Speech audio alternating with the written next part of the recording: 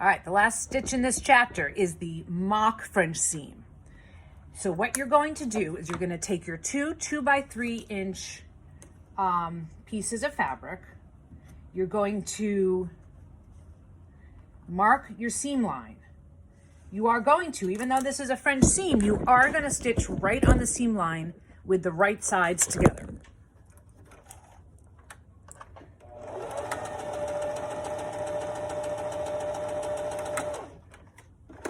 Then what you're going to do is you're going to open it up and press the seam open. And this is going to be a little tricky because you don't want to burn your fingers. So you're going to press this open.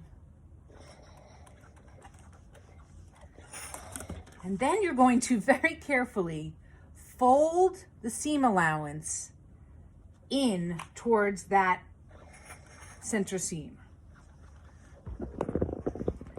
Okay, and this is basically finishing that edge.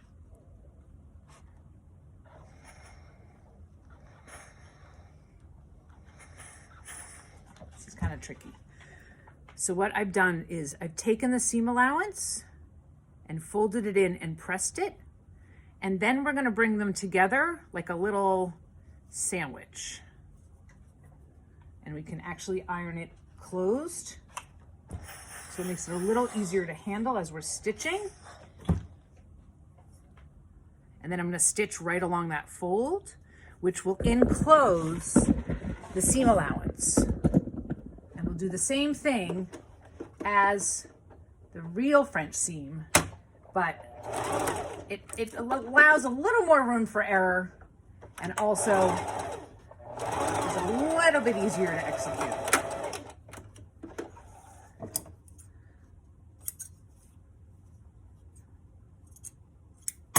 So you can see that the seam is enclosed, and then you'll just press the seam towards one side or the other from the right side, and it will give the same kind of effect as your regular French seam.